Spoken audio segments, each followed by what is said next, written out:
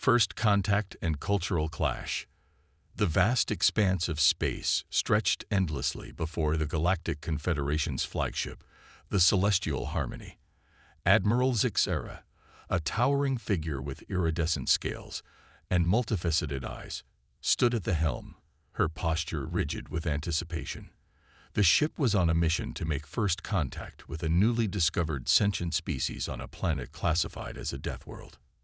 "Admiral, we're approaching the solar system," reported her second-in-command, Commander Vex. "Preliminary scans indicate high levels of pollutants and artificial structures on the third planet." Zixera's antenna twitched with curiosity. Interesting. A civilization that survived on a Deathworld. "Prepare the diplomatic team." As the Celestial Harmony entered orbit around Earth, the crew marveled at the blue and green orb below. Despite its beauty, they knew the planet's high gravity, extreme weather patterns, and aggressive fauna made it a death trap for most galactic species. The humans, unaware of their impending visitors, went about their daily lives. In a bustling metropolis, Dr. Elena Rodriguez, a brilliant xenobiologist, was giving a lecture on theoretical alien life forms. "We must be prepared for anything," she told her rapt audience. "The universe is vast and full of possibilities we can't even imagine." Little did she know how prophetic her words would prove to be. The Celestial Harmony's arrival didn't go unnoticed for long. Earth's governments scrambled to respond, their long-held contingency plans for first contact finally put to the test. As panic and excitement swept across the globe, world leaders convened an emergency meeting. In Washington, D.C., General Marcus Stone, a battle-hardened veteran with a reputation for unorthodox strategies, was summoned to the White House. "General," the president said, her voice tense, "you're now our head of extraterrestrial relations. Don't let us down." Stone nodded grimly. "I'll do whatever it takes to protect our people, Madam President." As Earth prepared for the encounter, Admiral Zixera led her diplomatic team to the surface. They chose a neutral location, a sprawling meadow outside of New York City. The sleek alien shuttle descended from the sky, drawing gasps from the assembled human delegation. General Stone stood at the forefront, flanked by Dr. Rodriguez and a team of linguists and scientists. As the shuttle's doors opened, revealing the alien visitors, a hush fell over the crowd. Admiral Zixera stepped forward, her translating device at the ready. "Greetings, people of Earth. We come in peace, representing the Galactic Confederation." General Stone, maintaining his composure despite the shock of seeing the alien life forms, responded, "Welcome to Earth. We're honored by your visit." The initial exchange was cordial, but as the two species began to interact more closely, cultural differences became apparent. The aliens were fascinated by human resilience, but horrified by what they perceived as recklessness. During a tour of a nearby city, Admiral Zixera watched in alarm as humans casually crossed busy streets and worked in tall buildings. "How do you survive in such dangerous conditions?" she asked Dr. Rodriguez. Elena smiled. "We adapt. It's what humans do best." This adaptability both intrigued and unsettled the aliens. They were accustomed to carefully controlled environments and stringent safety protocols. The human propensity for risk-taking was alien to them in every sense of the word. As the day progressed, tensions began to simmer beneath the surface of polite diplomacy. The aliens were particularly disturbed by Earth's military installations, which they discovered during their global tour. "Why do you need such weapons?" Commander Vex asked General Stone, gesturing towards a military base they were passing. Stone's expression hardened. "For protection. The universe is a dangerous place, as I'm sure you know." The comment struck a nerve with the alien delegation. In their view, the Galactic Confederation had brought peace to the stars. The implication that humans might need protection from cosmic threats was almost offensive. Admiral Zixera decided to address the issue directly. "General Stone, surely you understand that as a member of the Galactic Confederation, you would have no need for such armaments. We could offer you protection far beyond what your weapons provide. Stone's eyes narrowed. With all due respect, Admiral, we've managed to survive on this Deathworld for thousands of years. We're not about to entrust our safety to an alien power we've just met. The statement hung in the air, charged with tension. It was clear that despite the cordial beginnings, there was a fundamental disconnect between the two species. As night fell, both parties retreated to consider their next moves. The human leaders convened in an emergency session, debating the implications of joining a galactic community and the potential threats it might pose. Aboard the Celestial Harmony, Admiral Zix Era and her team were equally conflicted. They're primitive, yet surprisingly advanced, Vex noted, and dangerous. Did you see the weapons they possess? Zix Era nodded thoughtfully.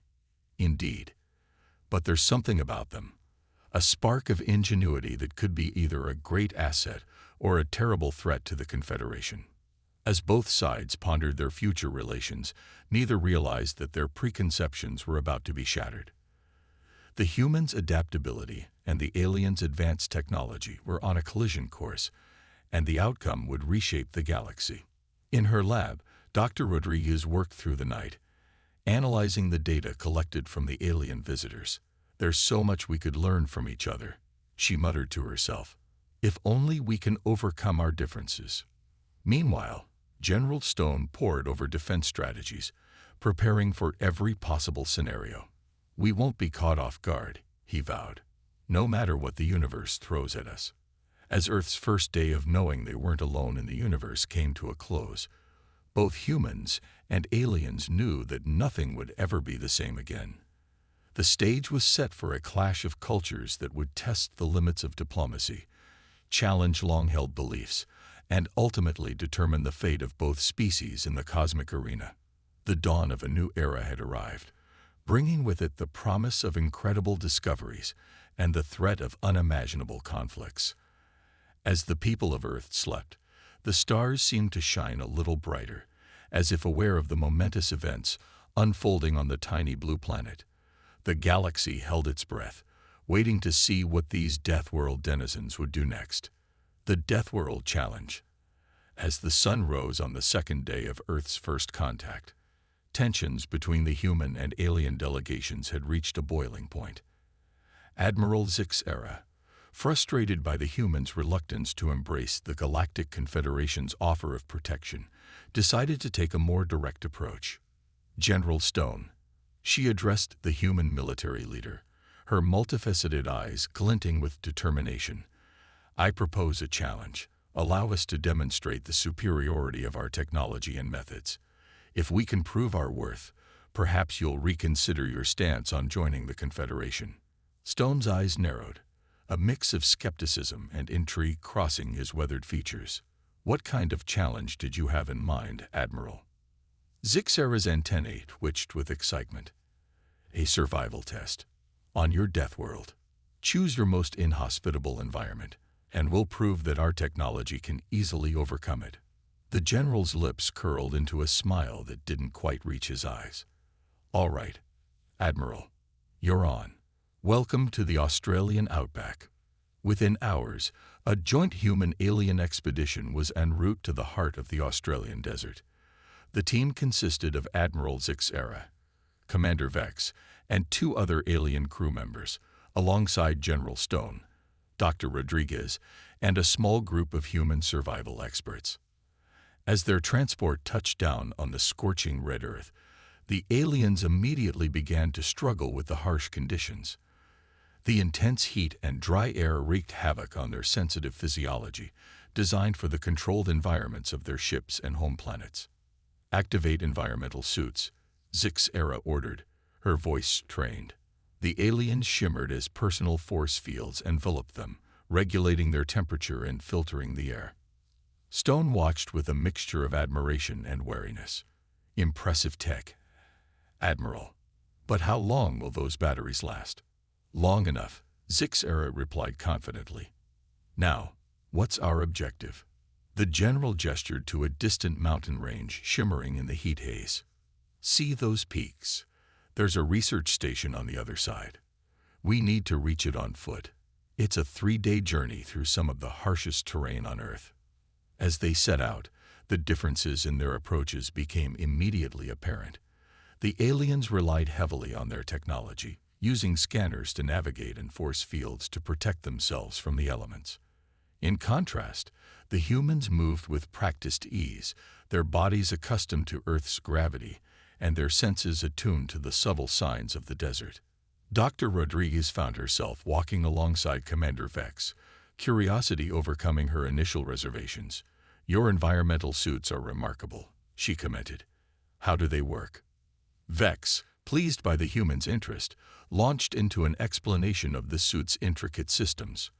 However, his lecture was cut short as the group encountered their first major obstacle, a wide ravine cutting across their path. The aliens immediately deployed personal anti-gravity units, easily floating across the gap. They watched expectantly, waiting to see how the humans would manage without such technology. To their surprise, General Stone simply grinned. "All right, team. You know what to do." The humans sprang into action with practiced coordination. Using ropes, climbing gear, and their own strength, they quickly rigged a makeshift bridge across the ravine. Within minutes, they were all safely on the other side. Admiral Zixera couldn't hide her astonishment. "Impressive improvisation, General. But surely you see how much easier it would be with our technology." Stone's reply was interrupted by a sudden, ominous rumbling. The ground began to shake, and a cloud of dust rose from the direction they had come. "Dust storm," one of the human experts shouted. "We need to find shelter. Now." The aliens, confident in their protective fields, stood their ground. "Our suits can easily withstand this," Zixera declared. But as the storm hit with full force, they quickly realized their error. The swirling dust interfered with their force fields, causing them to flicker and fail. Meanwhile, the humans had already sprung into action. They quickly constructed rudimentary shelters using the surrounding rocks and their own gear. Dr. Rodriguez grabbed Vex's arm, pulling him towards one of the shelters. "Come on. Your tech won't help you here." For hours, the storm raged. Huddled in their makeshift refuges, humans and aliens alike were forced to confront the raw power of Earth's natural forces. As the wind howled and sand pelted their shelters, conversations sparked between the two species, born of necessity and shared adversity. "I don't understand," Vex said, his voice filled with genuine confusion. "How do you live like this all the time? Always at the mercy of your planet's whims." Elena smiled, despite the dire situation. "We don't see it as being at the planet's mercy. We're part of it. We've learned to read the signs, to prepare, to adapt. It's not about conquering nature, but working with it." As the storm finally subsided and the group emerged from their shelters, it was clear that the dynamics had shifted. The aliens looked at their human counterparts with new respect, while the humans found themselves intrigued by the advanced technology that, despite its limitations, had shown great potential. "Well, Admiral," Stone said, brushing dust from his uniform, "still think our planet is easy to tame." Zixera's antennae drooped slightly in acknowledgement. "I admit, General, we may have underestimated the challenges your world presents, and the capabilities of your species in facing them." As they resumed their journey, the conversation flowed more freely between the two groups. The aliens peppered the humans with questions about their survival techniques, while the humans expressed fascination with the intricacies of alien technology. Dr. Rodriguez found herself deep in discussion with Commander Vex about the potential for combining human adaptability with alien tech. "Just think," she said, her eyes shining with excitement, "what we could achieve if we worked together instead of competing." Vex nodded thoughtfully. "Indeed, your species' ability to improvise, to think on your feet, it's unlike anything I've seen in the galaxy." As night fell and the group made camp, the mood was noticeably lighter than it had been at the start of their journey. Gathered around a campfire, a novel experience for the aliens, they shared stories of their respective worlds and cultures. However, the peaceful moment was shattered by a blood-curdling screech echoing across the desert. Everyone froze, eyes straining in the darkness beyond the firelight. "What was that?" Zixera asked, her voice tense. Stone's hand moved to his weapon. Dingoes, wild dogs, and from the sound of it, a whole pack of them. As glowing eyes appeared in the darkness, surrounding the camp, both humans and aliens realized that their challenge was far from over. The true test of their ability to work together was just beginning, with survival on the unforgiving Deathworld hanging in the balance. The night was long, filled with the howls of the dingoes and the nervous chatter of the expedition members. As they huddled together, human and alien alike, the barriers between them seemed to fade in the face of a common threat. Little did they know that this shared experience in the heart of the Australian outback would be the catalyst for a change that would reshape the galaxy.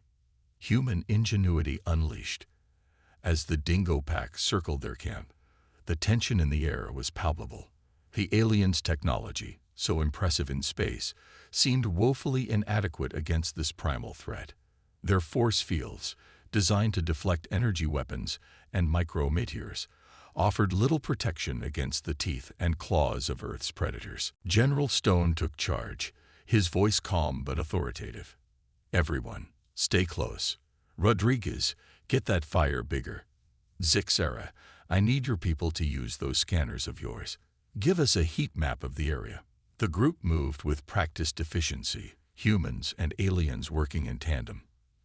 As the fire roared higher, casting dancing shadows across the desert landscape, Zixera's crew projected a holographic map of their surroundings, red dots indicating the positions of the dingoes. "They're hunting in a pack," Dr. Rodriguez observed, her scientific curiosity momentarily overriding her fear. "Trying to separate us from the group." Commander Vex, his alien features contorted with worry, turned to Stone. "General, our weapons are non-lethal, designed for peacekeeping, not this." Stone nodded grimly. "Then we'll have to outsmart them. Any ideas, folks?" For a moment, silence reigned, broken only by the crackling of the fire and the distant howls of the dingoes.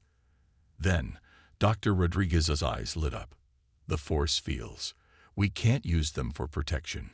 But what if we use them offensively?" Zixera's antennae perked up. "Explain, Doctor." Elena's words tumbled out in a rush of excitement. "If we can reconfigure the fields to emit a high-frequency sound, something beyond human hearing but painful for the dingoes, we might be able to drive them away." The aliens looked at each other, a mix of surprise and admiration on their faces. It was a use of their technology they had never considered. "It's possible," Vex said slowly, "but we'd need to rewrite the field's base code. And quickly." "Then let's do it," Stone said firmly. "Rodriguez, you work with Vex on the reprogramming. The rest of us will form a defensive perimeter." As Elena and Vex huddled over the alien devices, their fingers flying across holographic interfaces, the rest of the group formed a circle around them. Humans wielded makeshift weapons, burning branches and sharpened sticks, while the aliens used their scanners to track the dingoes' movements. The night wore on, a tense battle of wits between the expedition and the hungry predators. Several times, a dingo would dart forward, testing their defenses, only to be driven back by shouts and brandished weapons. Finally, after what seemed like hours, Elena's voice rang out. "We've got it. Activating now." A wave of invisible energy pulsed outward from the alien devices. For a moment, nothing seemed to happen. Then, with a chorus of pained yelps, the dingoes retreated, disappearing into the darkness of the desert night. The camp erupted in cheers, humans and aliens alike embracing in relief and triumph. As the adrenaline faded, replaced by a bone-deep weariness, the group settled around the fire once more. "That was remarkable," Zixera said, her voice filled with newfound respect. "In all my years exploring the galaxy, I've never seen such quick thinking and adaptability." Stone nodded, a hint of pride in his eyes. It's what we do best, Admiral. When backed into a corner, humans have a knack for finding a way out. As the night wore on, the conversation flowed more freely than ever before. The aliens, their preconceptions shattered, peppered the humans with questions about life on Earth. How did they cope with the constant dangers? What drove them to explore such a hazardous world? In turn, the humans were fascinated by tales of the galactic community. They asked about alien cultures, advanced technologies, and the wonders of distant stars. As dawn broke, painting the desert sky in hues of pink and gold, the group prepared to continue their journey. But something had fundamentally changed. The aliens no longer saw humans as primitive beings to be protected or controlled. Instead, they recognized a species of survivors, innovators, and potential allies. The trek to the research station became a collaborative effort. Humans shared their knowledge of the land, pointing out edible plants and signs of water.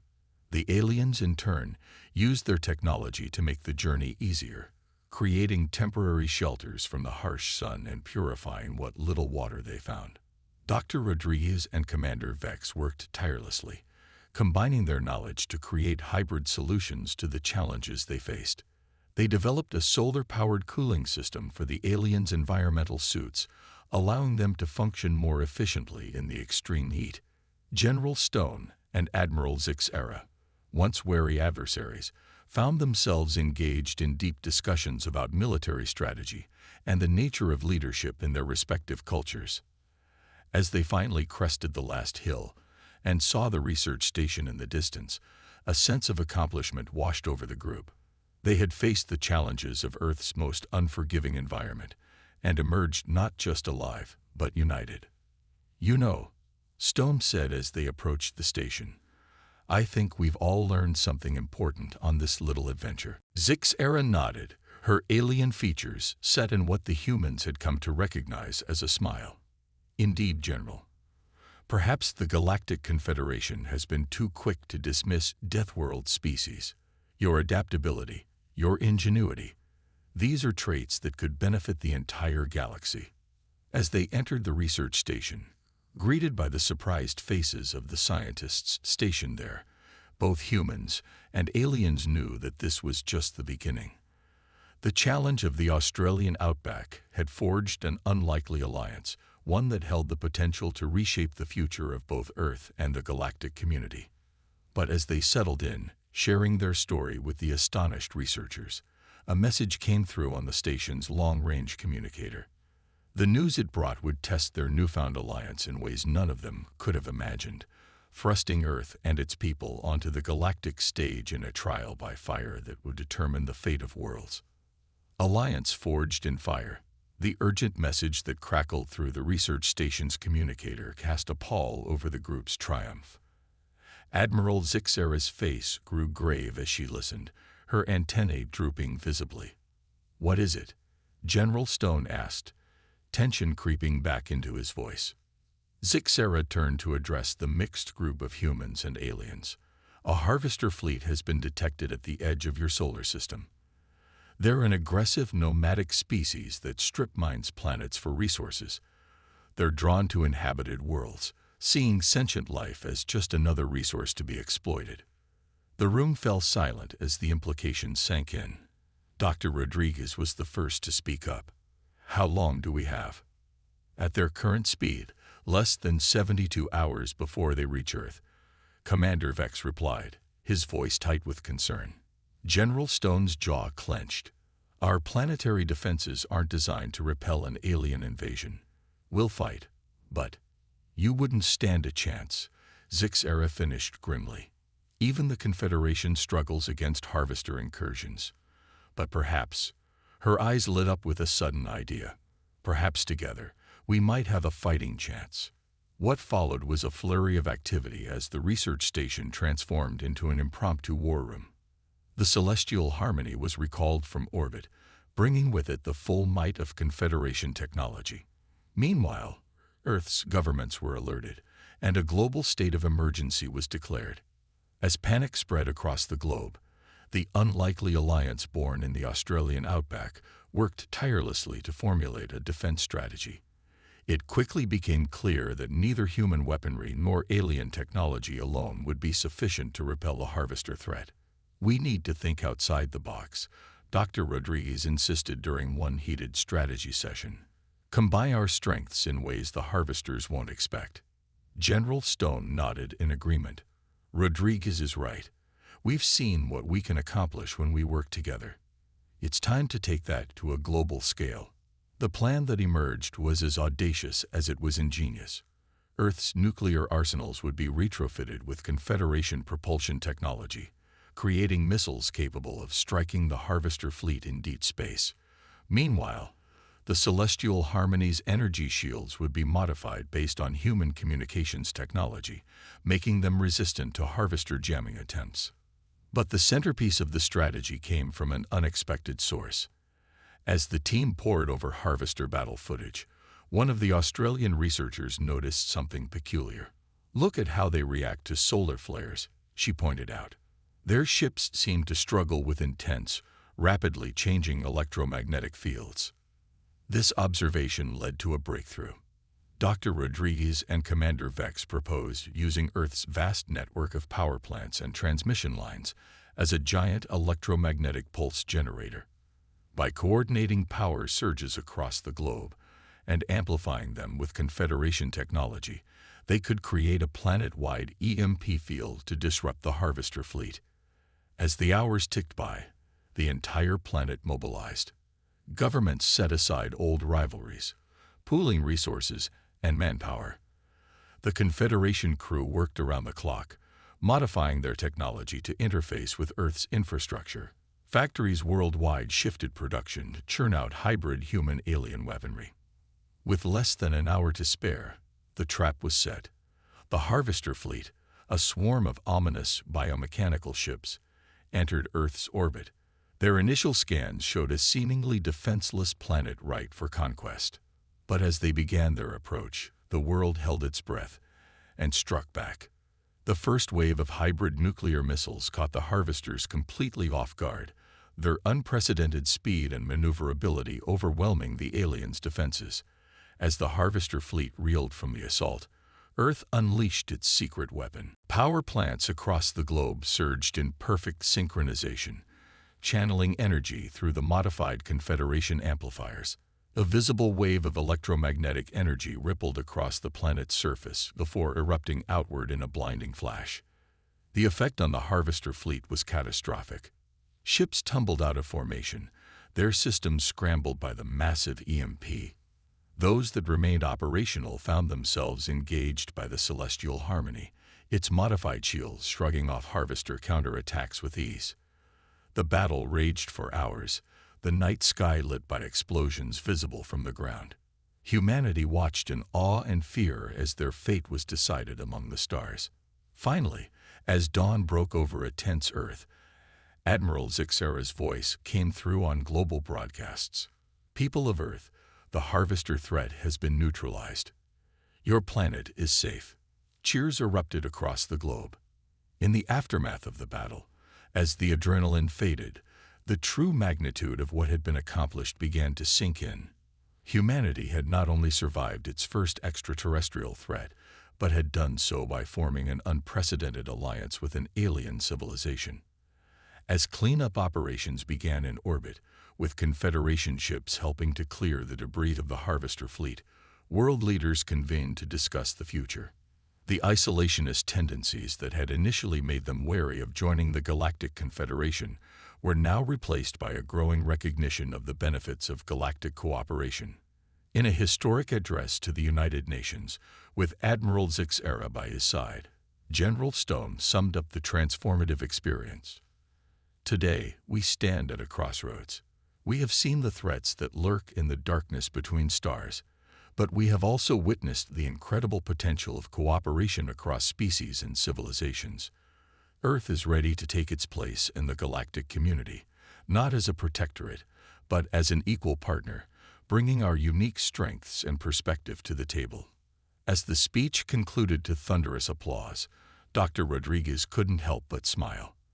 The journey that had begun in the unforgiving Australian outback had led to this moment, the dawn of a new era for humanity, and a reshaping of the galactic order itself. But even as celebrations began across the planet, new challenges loomed on the horizon. Earth's introduction to the wider galaxy had been dramatic, and there were those in the Confederation and beyond who viewed the emerging human-alien alliance with suspicion and fear. The true test of this new partnership was just beginning, and the fate of both Earth and the Galactic Confederation hung in the balance. A new galactic order. In the months following Earth's dramatic entrance onto the galactic stage, the planet buzzed with activity. The defeat of the Harvester fleet had catapulted humanity from obscurity to a position of significant interest within the Galactic Confederation. Delegation after delegation arrived from distant worlds, each eager to meet the species that had accomplished what many thought impossible. The United Nations, once focused solely on earthly matters, now found itself hosting representatives from civilizations beyond imagination. Dr. Elena Rodriguez, now heading Earth's newly established Scientific Research Division, stood before a mixed audience of humans and aliens in a repurposed UN Assembly Hall. The fusion of our diverse technologies and methodologies has opened up possibilities we're only beginning to understand, she explained, gesturing to a holographic display of a hybrid human-alien space station under construction in Earth's orbit. But not all reactions to Earth's new status were positive. In the corridors of power within the Galactic Confederation, whispers of concern grew louder. Some member species viewed humans as unpredictable and potentially dangerous, their rapid advancement a threat to the established order. Admiral Zixera found herself increasingly playing the role of mediator, defending humanity's inclusion to her peers, while also tempering some of Earth's more ambitious proposals. We must proceed with caution, she urged during a tense meeting with Earth's leaders. The galaxy is delicately balanced. Too much change too quickly could lead to conflict. General Stone, now Earth's representative to the Confederation, nodded grimly. We understand, Admiral, but we can't ignore the threats out there either. The Harvesters may have been defeated, but who knows what other dangers lurk in the void. The answer to Stone's rhetorical question came sooner than anyone expected. Just 6 months after the Harvester incident, long-range Confederation sensors detected an anomaly at the edge of charted space. Initial readings were inconsistent, baffling even the most experienced Confederation scientists. It was Commander Vex who first made the connection. These energy signatures, he mused, poring over the data with Dr. Rodriguez, they're similar to the temporal distortions we observed during the Australian Outback expedition.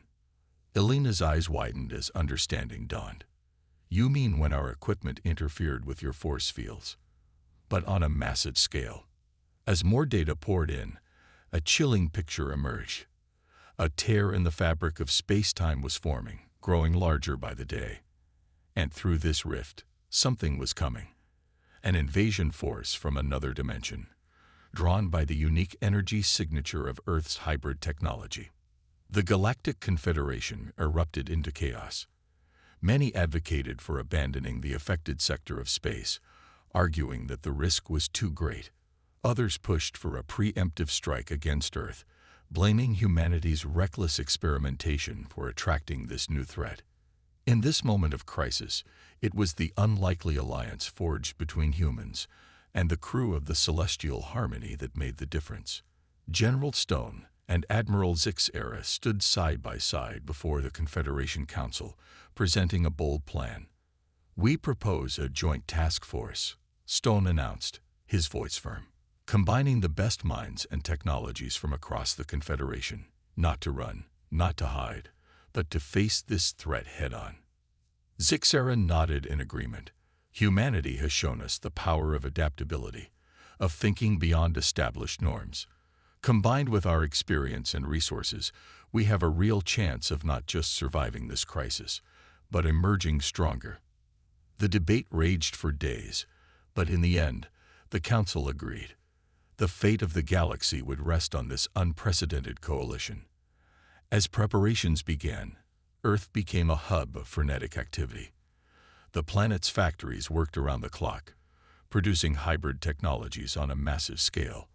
The best scientists from 100 worlds convened in hastily constructed research centers, working to understand and counter the dimensional rift. Dr. Rodriguez found herself at the heart of these efforts, her ability to bridge the gap between human intuition and alien logic proving invaluable. "We're not just fighting for Earth anymore," she reminded her team during a late-night brainstorming session. "We're fighting for the very nature of our reality." As the rift continued to grow, the Joint Task Force mobilized, a fleet of ships, each a marvel of combined human and alien engineering, assembled in Earth's orbit. At their center was the Celestial Harmony, now upgraded with the best of Earth's technology, its hull gleaming with new armaments. The night before the fleet's departure, General Stone stood on the observation deck of the orbital station, gazing down at the blue marble of Earth. Admiral Zixera joined him, her alien features set in what Stone had come to recognize as an expression of determination. "Ready to make history, Admiral?" Stone asked, a hint of his old bravado creeping into his voice. Zixera's antennae twitched in what might have been amusement. "History, General. I believe we're about to rewrite the very laws of the universe." As dawn broke over Earth, the fleet engaged its engines, streams of exotic particles propelling them towards the growing rift. The ship's crews, a mix of species from across the galaxy, worked in harmony, each bringing their unique strengths to bear. They carried with them not just the hopes of Earth or the Galactic Confederation, but the shared aspirations of a cosmos learning to overcome its differences in the face of a greater threat.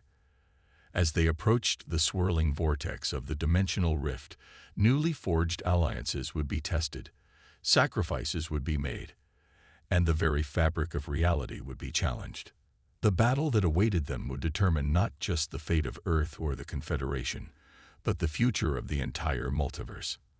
And at the heart of it all was the spirit of cooperation and innovation born in the unforgiving Australian outback, now expanded to encompass the stars themselves.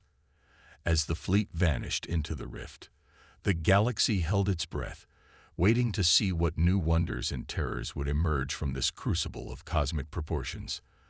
The age of isolation was over. A new era of galactic cooperation had begun, with humanity and its unlikely allies at its forefront, ready to face whatever the universe, or beyond, might throw at them. The story of Earth's journey from a lonely death world to a linchpin of cosmic unity was far from over. In fact, it was just beginning.